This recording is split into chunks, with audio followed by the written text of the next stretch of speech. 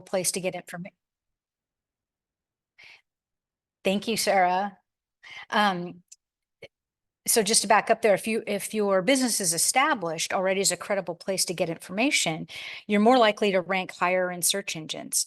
Plus, your customers are more inclined to trust you if they view you as an industry expert. Your content should demonstrate your expertise in your field and provide valuable answers to your audience's questions. I apologize. One moment. Zoom has frozen on me.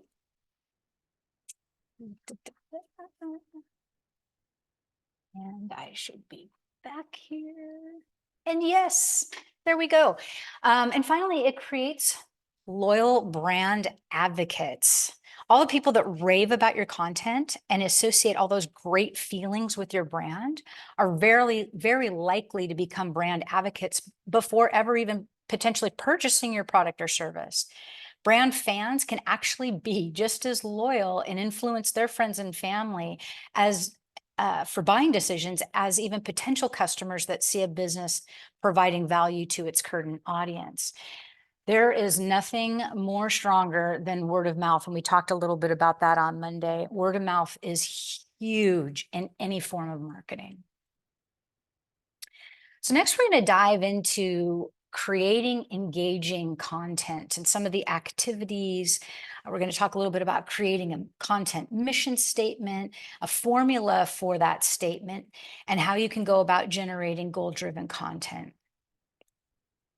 So first off, some of the key activities around creating engaging content. First is to set a goal. You really need to ask yourself what it is that you want to achieve with your content. This is going to shape absolutely everything about your strategy. Secondly, understanding your audience. Again, I'm going to reference Monday every now and again. So if you weren't able to attend, definitely request the link to that session, because like we talked about then, you need to identify who you're trying to attract. Again, it's not about throwing something against the wall and hoping that it will nab the right people. You really need to know who they are and what are their biggest pain points or problems that are related to your product or service that you could solve for them. And where do they spend their time online? I really, truly can't reiterate this enough. You've got to know who you're trying to attract. Next, choosing your content types. So both your goals and your audience insights should inform your choices. I know that there is some desire to know, well, what content should I be creating? What social media channels should I be on? Well, those are really challenging questions to answer in the way that I believe a lot of individuals would like us to be able to answer for them, especially small businesses, because it all comes back to who are you trying to attract? And where are they spending their time? So whether that be a blog or you're on Facebook or you're creating video content or generating infographics, it all should relate directly back to your goal and your audience. Finding topic ideas to cover. These should have high search demand. And we're going to dive a little bit more into that when we talk about search engine optimization and search engine marketing. So hold that thought there. Next is prioritizing topics with high potential. So again, your goal should really guide your choices in the topics that you select. Creating a content calendar is incredibly important. This will help you to plan, coordinate, and execute your content strategy. Maintaining a content calendar also helps to ensure consistency with your content publishing and keeps you on track with your goals. Promoting your content strategy should definitely have a clear plan for distribution, your content that will reach your audience. I can't, again, overemphasize how important it is to understand your audience and where they spend their time online in order to do this successfully. And then finally, monitoring your performance. It's really important to continuously measure the impact of your content strategy to understand whether or not your content is working towards your goal and whether you need to make changes to improve your performance. So with that, we're going to dive into creating a content mission statement, which I think is a whole lot of fun, and it really helps to shape your strategy. And again, keep that focus on the goal you're trying to attain and your target audience. So this really speaks into what kind of stories is your brand going to tell? How will those stories take shape? Meaning, where are they going to be published and viewed? And how is your content assets working collectively to create a desirable experience for your audience? So, a content mission statement, to give you a better idea of what it's all about, is a centering principle of your brand's content, and it can govern your creative and strategic decision making. A strong content mission statement reflects your business values and helps you distinguish your storytelling from other content competing for your audience's attention. So, a content mission statement has three key elements. First, again, you're going to hear me say it over and over, your target audience, who you aim to help with your content, what is going to be delivered, what's the kind of information that you're going to provide to them, and what's the outcome or benefit or the things that your audience could do because of your content. And what I love is that the Content Marketing Institute really helps to put this into a formula that I think helps to illustrate what those key elements are. And so it reads, our platform or channel. So you could say our website is where our leads find content for a specific benefit, right? So platform or channel, the audience, the content, the benefit. And what I'm going to share with you is I'm actually going through a process right now with one of my clients. It's a school in Tacoma who's changing their marketing strategy to focus on their value proposition instead of their historical demand generation focus. So meaning getting more students to their school. So this is a specific example of a content mission statement that was written specifically for their social media channels and for their audience, parents and guardians, for the benefit of increasing that audience's awareness and involvement with their school, with their institution. So I just share this with you to really put that formula into action so it can help you start thinking about, all right, if I'm on social, what's the purpose? What am I doing content wise, and what is the benefit that I'm trying to provide to the audience that I'm targeting? Or if I'm not on social, what are the considerations that I need to make with regards to my goals and the audience that I'm targeting?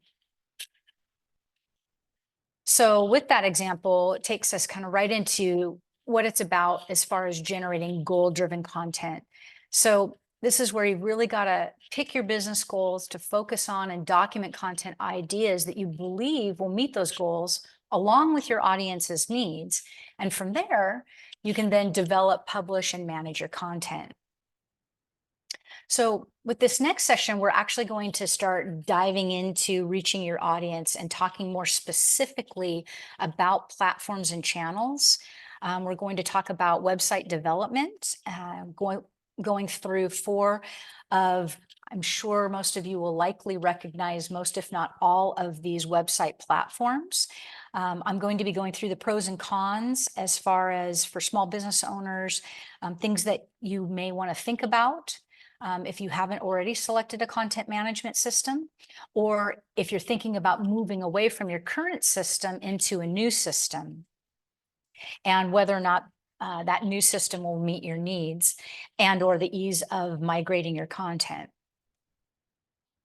So the four that we're going to look at, and I'm going to preface this before we really jump into it, is that I selected these four specifically from the easiest, lowest barrier to entry, most cost-effective, all the way up to if you have some web development background, you're familiar with SEO, or if you want to get into more of a technically focused website where you've got gadgets and gizmos and plugins and all kinds of things happening on your website. I'm going to give you a sampling of all those.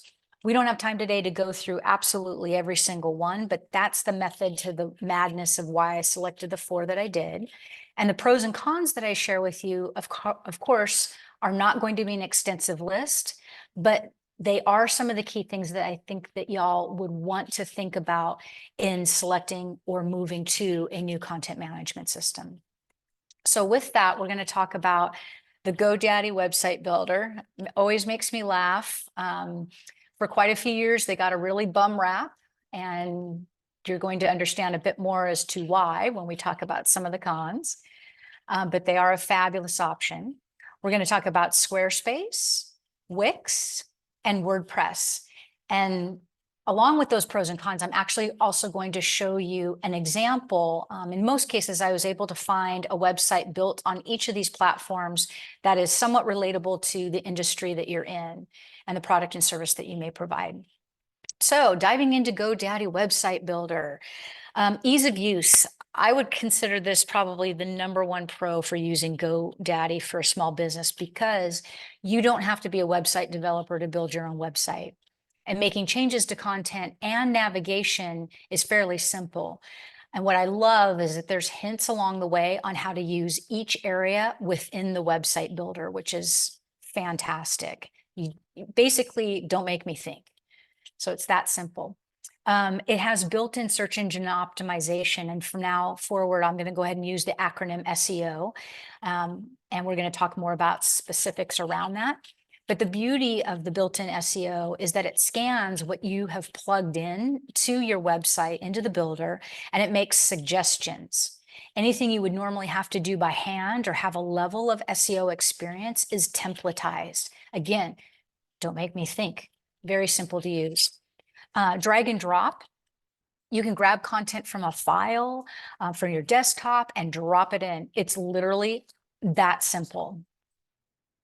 The preview mode. This is a really slick feature that a lot of content management systems don't offer unless you build it out and you know website development and you build this feature yourself. But a preview mode allows for you to see a layout and changes that you've made to a page or a section of your website in a browser or on mobile before you publish it, which is incredible. Instead of having to push that go live button and all of a sudden you're like, oh, that's not what I wanted it to look like, and that picture looks terrible now that I see it on the screen. So the preview mode is a fantastic pro. And then finally, the last one I'll share with you is it's free to low cost. So while you can build and publish a website for free using GoDaddy Website Builder, you may want to consider a paid plan to connect to a custom domain rather than a GoDaddy branded domain. And that's kind of relates back to the bad rap that they used to get, because GoDaddy became popular for being able to purchase domains, but at the beginning stages, they were attaching their GoDaddy branding. So in other words, www your site. So let's say myfurniture.godaddysites.com. And so that's not particularly ideal.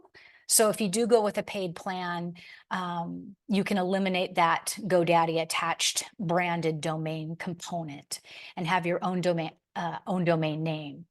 So paid plans start as low as $10.99 a month, and they go up to as high as $20.99 per month for e-commerce.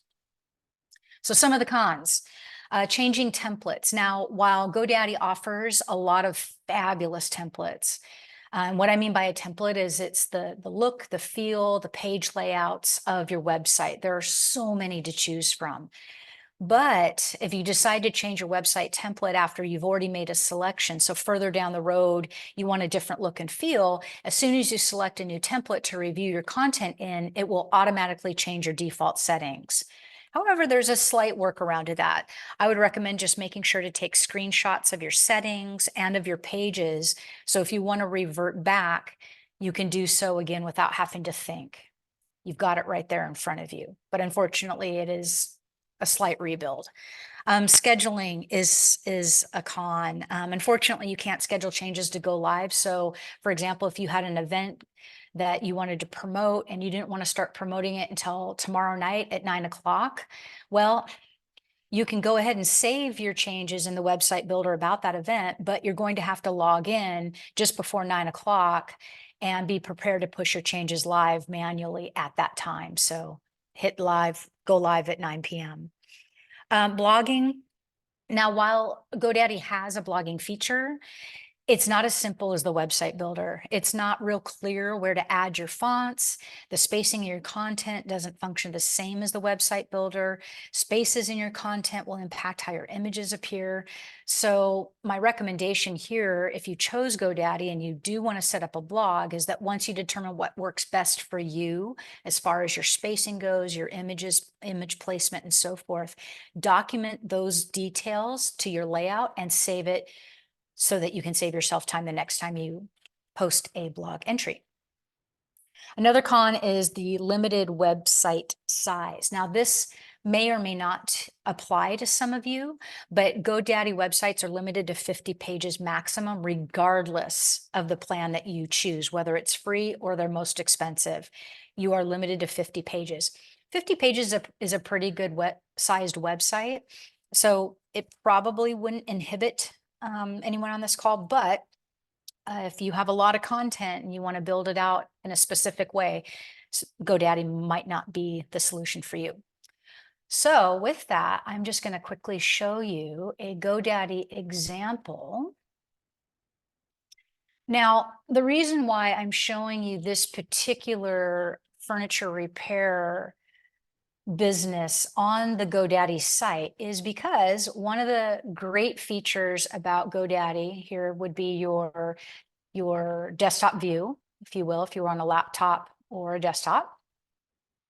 And here is your mobile view. So this is the size of a mobile phone versus a tablet.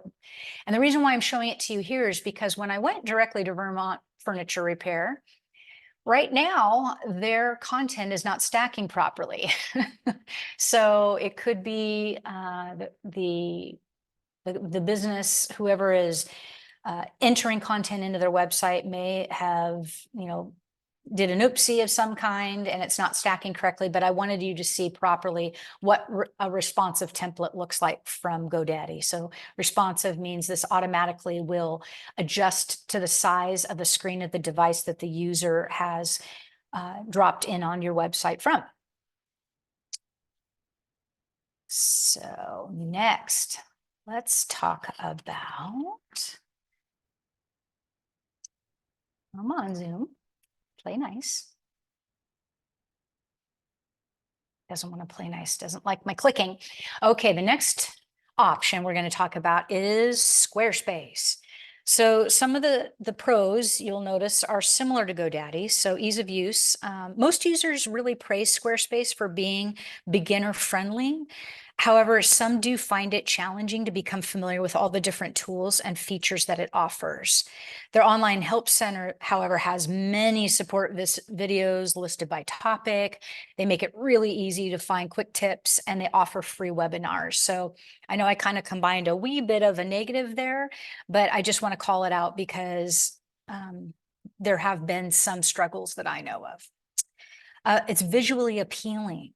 They offer a lot of ready-made templates and attractive web designs. So similar to GoDaddy, but visually there's a lot more options. It's an all-in-one solution. So it includes the website builder and a hosting platform. And there's 4 plan options. So I'm going to sound a little negative with the positive because Squarespace doesn't currently offer a free option, but all their plans include a custom domain name and hosting. So plans for them start as low as $16 a month and go all the way up to $159 per month, depending on your business needs. Some of the cons, the cost, again, there's no free options. Now, while they do offer a 14-day free trial, you won't be able to use that time to fully publish your website and get visitors. You'll only be able to share a password protected, randomly generated link to give to a user to provide you with any feedback. So not a particular fan of that. There's limited customization. So again, while they offer that excellent range of different design options and templates, you're restricted from making any significant changes to the functionality or the layout of your website. Unfortunately, they're also known for being somewhat poor when it comes to search engine optimization performance. So they often struggle, Squarespace websites, to rank well in search engines. And part of that is that you don't have control over your website speed. So when a website loads slowly and you can't do anything about it, that's going to impact your search engine performance. And there's not much support for plugins, so you'll have to have a deeper understanding of on-page SEO for this to work well for you.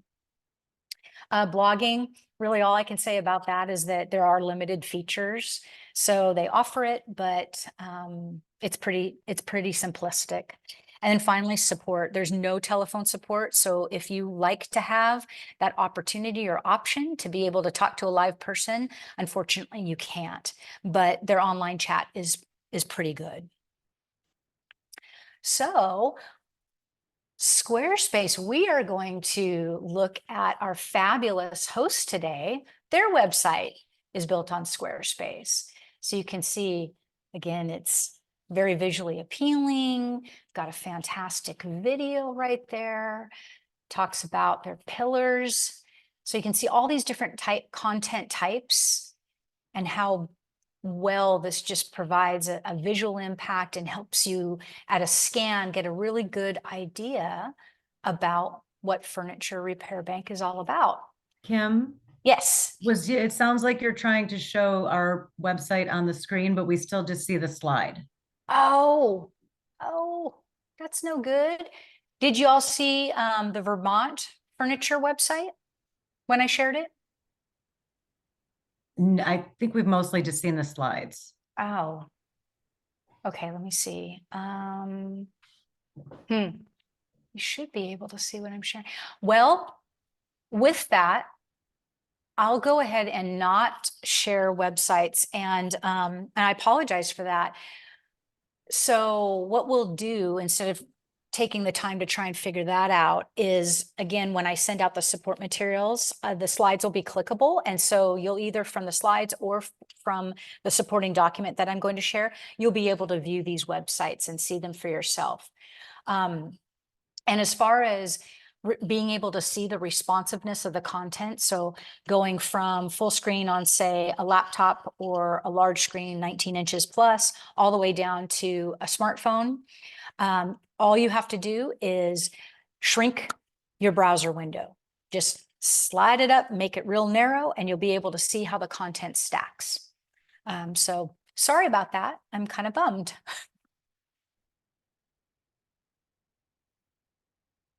All right. Wix. So again, some of the similar pros, there's definitely ease of use. The great thing about Wix is that similar to GoDaddy, it does walk you through the process with a drag and drop tool set, making it really easy to manipulate your content and move it around. And you don't need any type of special coding or web developer skills to build your website. It's also aesthetically focused. So if imagery is really what your business is all about and how you want to present your content, you can make very small tweaks on a Wix website and make huge, big positive changes to your imagery.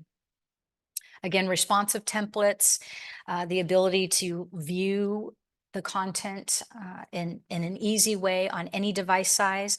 And the other cool thing about Wix is that they offer over 800 fully responsive templates, which is huge. So you've got a lot of choices. If you're like me and you get overwhelmed with choices, you might want to just do a search on, say, professional looking website, and boop, it'll serve you up a more limited number of options. Another pro is their apps. So similar to plugins, they also provide you with many website features to choose from. But kind of thinking back to that ease of use, provides you direction and information about how to utilize those apps and the benefit of having it on your website. And free to inexpensive. So similar to GoDaddy, you can build and publish a website for free. But again, you might want to consider a paid plan to connect to that custom domain rather than a Wix branded domain. And if we were able to view the website that I was going to share with you as an example, again, it's another furniture business and they happen to be using the free plan. So you'll see what I mean by Wix branded domain along with Wix advertising. So benefits them, not you. Kind of a bummer, but it's free. And paid plans for Wix start as low as $17 per month. So going into some of the cons, their template limitations is one. So once you select a Wix template, you actually can't change to a different one. If you discover the layout you selected isn't quite right for your website, you're kind of stuck. E-commerce, in order to run an e-commerce store with Wix, you have to upgrade to a paid plan. Their lack of download capability. So let's say you decide to move your website to a new content management system, like let's hypothetically say you want to go to Squarespace, you can't easily download your content. You would have to literally manually copy and paste all of your content, or hopefully maybe you've already saved it in Word documents or Excel or so forth. But if not, you would have to copy and paste. And then that Wix advertising that I mentioned, if you're using their free plan, you'll have that branded domain, but also Wix advertisements on your website. And last but not least is WordPress. So some of the pros of WordPress is, now, mind you, some may challenge me on this because you don't have to have technical skills or coding knowledge. They do have a built-in block editor, is what they call theirs, and a drag and drop page builder plugin to make it easy to create beautiful pages. But it can be a little daunting, and I'll talk about that when we get to the cons. Flexibility, you can build any type of website, literally any. Another pro is open source, which means if you're not familiar with open source, that means it's a huge supportive community that can help you with any problems that you may run into. Another one that's open source is Drupal, if that rings a bell. All of the open source community built platforms for content management are just fabulous. And they're constantly upgrading and updating and creating new widgets and new things that you can play with. And again, the community is fantastic. So if you want to consider something with that level of support, WordPress would be a great option.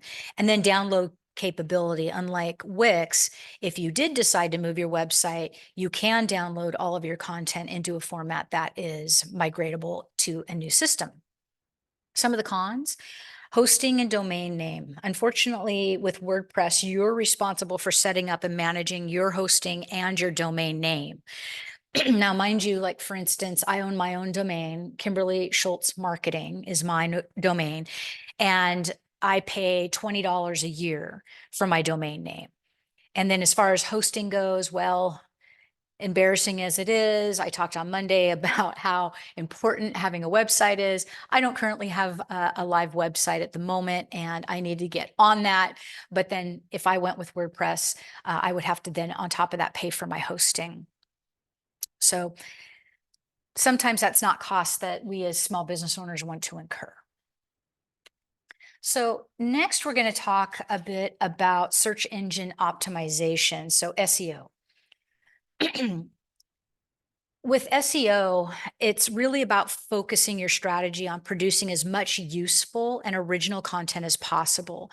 You will win by providing relevant, original content that answers searchers' questions and addresses their concerns. One of the things that we talked about in the Monday session was identifying, researching, and benchmarking your competitors. By doing this, you can create content that offers a fresh perspective that only your brand can share, such as tutorials or maybe some FAQs. So it is possible in the sea of similar businesses to stand out and be unique. That unique value proposition and sharing that unique content.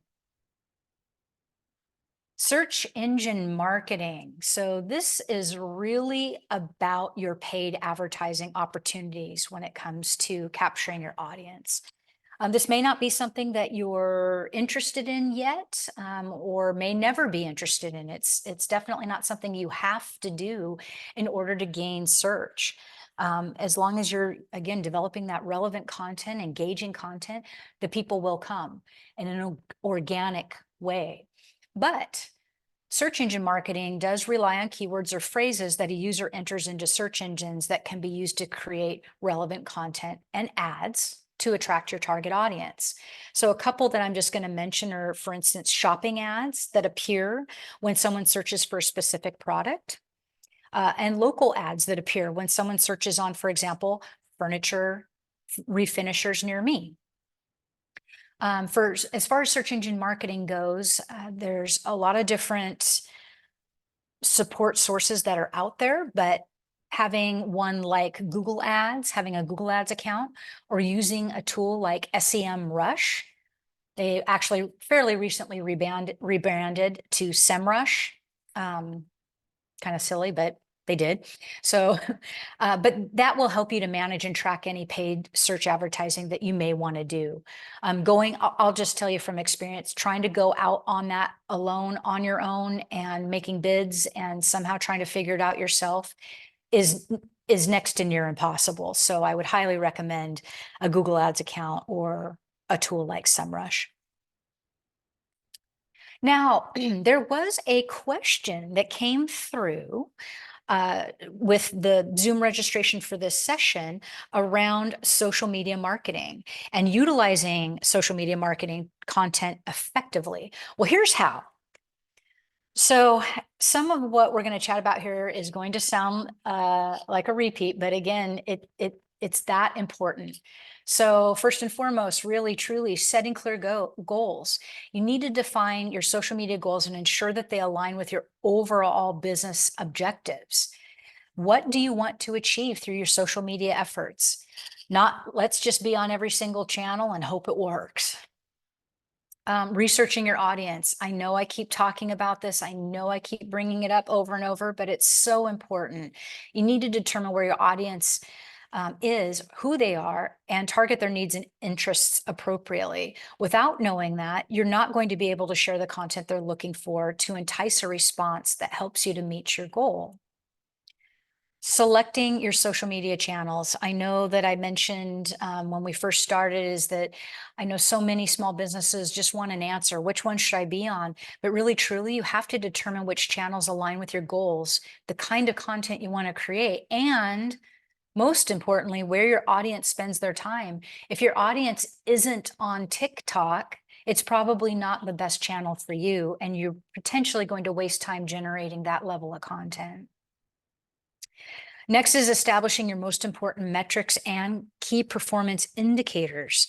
On Monday, we talked a little bit about this, but I'll quickly reference that we talked about recommended social media metrics being impressions, follower count, audience growth, post rate reactions, shares, and review ratings. Those are some of the most important ones as a small business owner that you'll want to be looking at. Know your competition. It allows you to understand who your competition is and what they're doing well and not so well.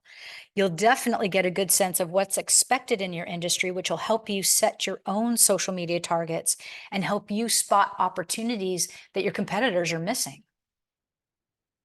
And creating unique and engaging content. Your followers, again, will likely have seen your competitors' content or that of a business within your industry. So it's important to have engaging social media content that stands out and provides viewers with a reason to click that follow button and interact with your brand.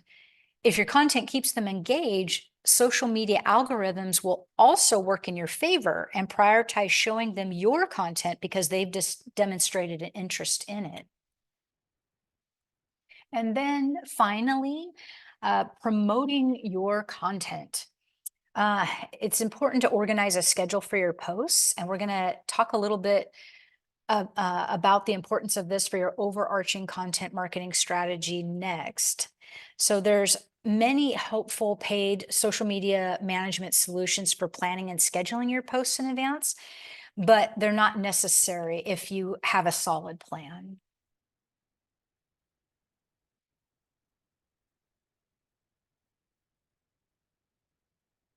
Resources and support. So this is really my final bit to share with you today, because we actually already talked about a calendar. I kind of garbled my words there a little bit when I was talking about organizing a schedule for your post. So that relates directly back to having a content calendar, having a content plan, and that'll help you keep organized, especially for social, because it can get a little bit overwhelming. But again, you don't have to go with a paid solution if you have a great plan. So with that, some of the support and resources that are available, free and paid options that I'm going to share with you. Moz is an absolutely fabulous SEO solution. They've got both free and paid accounts. One of the things that I absolutely love that they offer is what they call their Moz bar, which is entirely free. You sign up for a free account, you ask for the Moz bar to be on your browser. And when you are, say, examining a competitor's website, you turn on that Moz bar and you can review all kinds of on-page elements like keywords and link metrics like page authority of your competitors. It's really a lot of fun and really cool. So, and they've got tons of other resources that are free available to you on their website.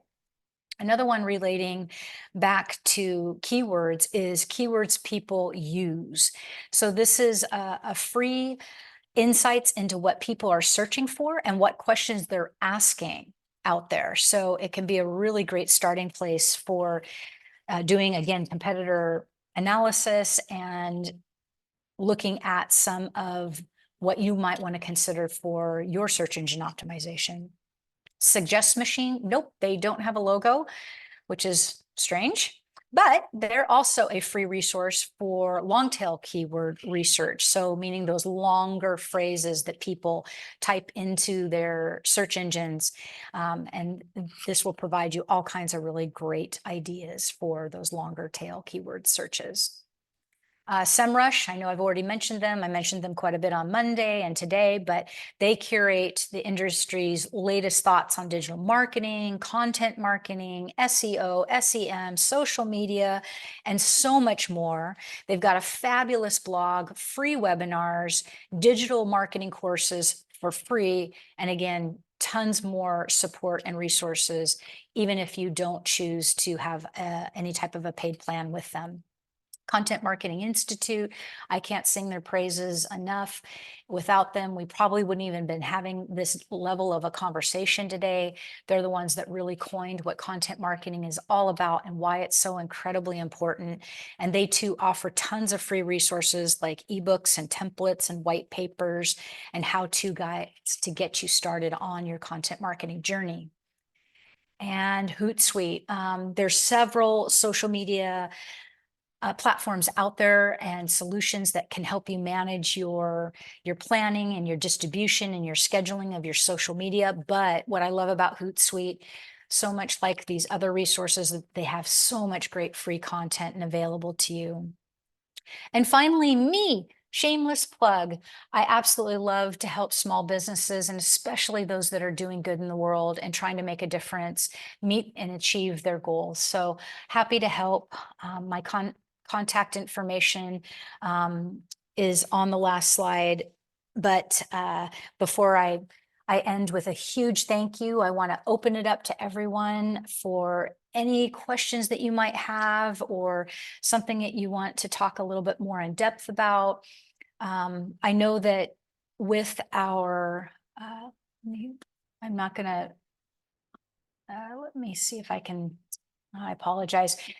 So maybe Sarah, you could help me. There was one other, it wasn't really a question. Well, actually, it was sort of a question.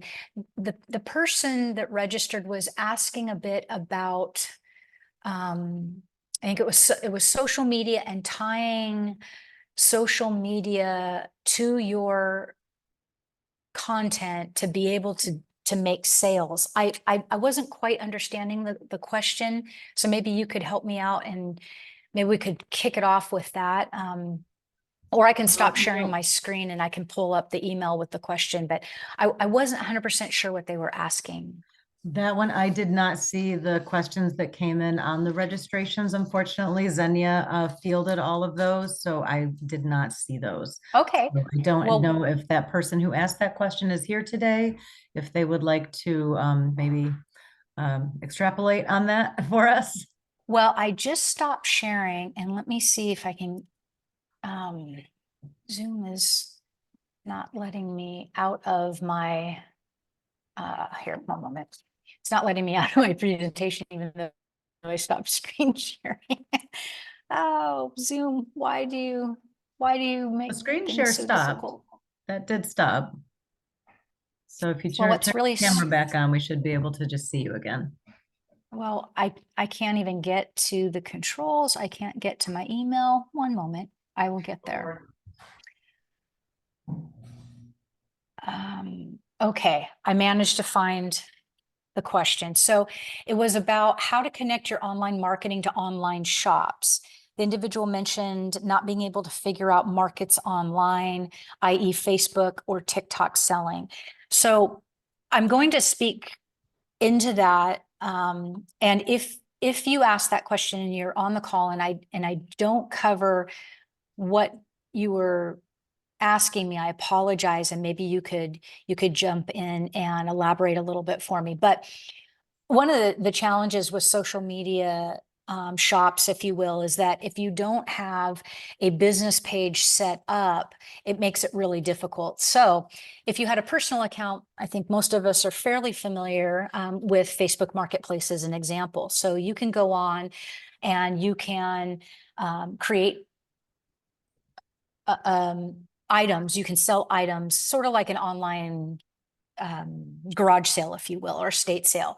But if as a business you want to do that, that's probably not exactly how you would want to go about it. You'd rather have something that looks and feels more like a storefront, it's professional. And so you make those connections through building out a business page on those channels. And if you wanted to dive deeper than that and actually go through the process, I'm more than happy to have a one-on-one with anyone that would like to do that, because there are a lot of steps and probably a lot more than what we would be able to cover here today. But in a nutshell, you definitely need to have a business page to successfully get started with that. Okay, and did anyone else have any other questions? You can either put it in the chat or feel free to unmute yourself. We still have a little bit of time left.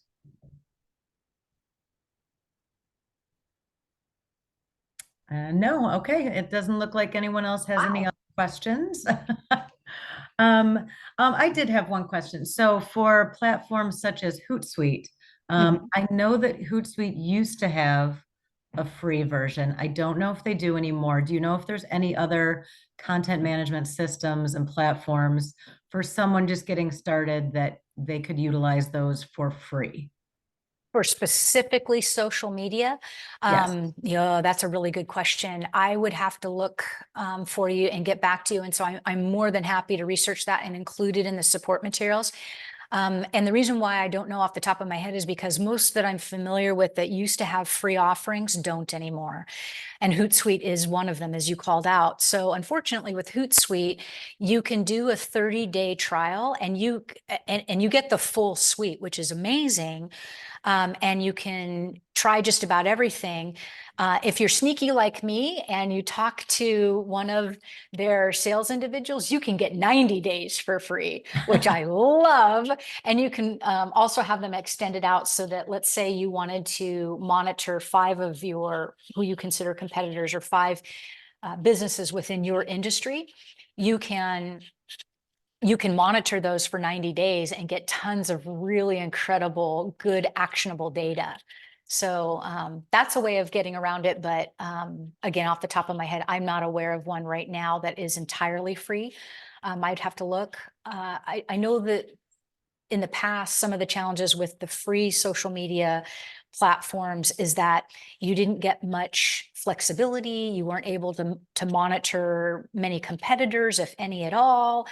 You were limited to the numbers of social media accounts you could utilize. So it kind of depends on your needs. But again, I'll do a bit more research on that and provide more actionable information with the resources that get sent out with the link to this session. Okay, great. Thank you so much. Yeah, you bet. So thank you so much, Kimberly, for sharing all your knowledge with us today. We really appreciate it. And just as a reminder, everyone, this session was recorded, although we did get that started a little bit late. That was my fault. Even though I announced it in the beginning, I totally forgot to hit record. So the first few minutes will be missing, but you will get a recording and you will get the slides as well. And then you'll be able to access some of those websites that Kim was trying to go through, but the technology was not cooperating. Zoom hates me. I swear. I think it hates us all. We Yeah. killed it during the pandemic. All right. So with that, we're just going to go ahead and wrap it up. Thank you for coming, everyone. Thank you, Sarah. Thanks, Kim. Bye. Bye-bye.